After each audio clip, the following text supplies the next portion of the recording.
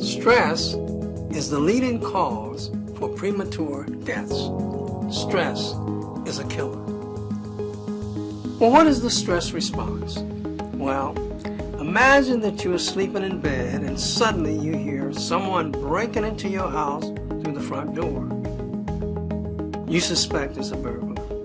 Well, certain things are going to happen to your system. Your eyes will dilate, your breath will be rapid, short, and shallow. Your pulse beats will increase. The blood system will begin to carry food to your cells, and your cells will cast off waste materials more rapidly. Your liver will release sugar in the bloodstream. Adrenaline and other hormones are released into the blood system. The blood begins to flow in greater amounts to the brain and major muscles. The blood begins to slow down in the stomach, in the hands and the feet. Your hands and feet begin to feel cool. Your blood pressure rises. You begin to perspire. You're ready to deal with the burglar. You're ready to either fight the burglar or run at a fast pace. These body changes are nature's way of preparing you for life-threatening situations. The burglar presented a life-threatening situation. However, if you experience these body changes too often, then the stress responses could affect your body, your nervous system, and eventually your general health.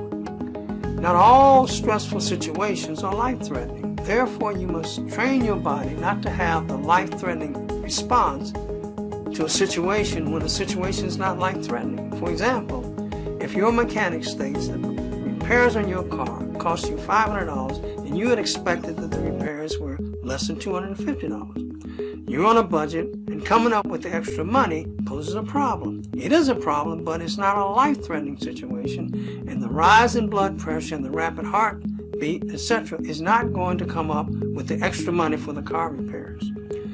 You must learn to deal with non-threatening situations without your blood pressure rising and the adrenaline flowing into your system. Well, how can I control stress responses? Well, one of the ways in which to control stress responses is to avoid the situation. You may be able to avoid the situation that causes the stress response. For example, a television program disturbs you because of its negative racial overtones. You can avoid the stress response by simply turning to another channel. In some situations, it's unnecessary to get involved, so why hassle yourself? However, you cannot avoid every situation. Another way in which to control the stress response is to alter the situation. The stress can be altered and eliminated by changing things that are causing the stress. For example, you become more nervous and stressed when you are late and you have to give a presentation. You can avoid the stress response by better planning your time so that you can arrive early and relax before the presentation. In some situations, you cannot avoid it or alter the situation, so you must accept it. There are ways in which you can accept the stressful situation and minimize the stress response. One way is to change your concept of the situation. If you know there's absolutely nothing you can do about the situation, then why worry about it?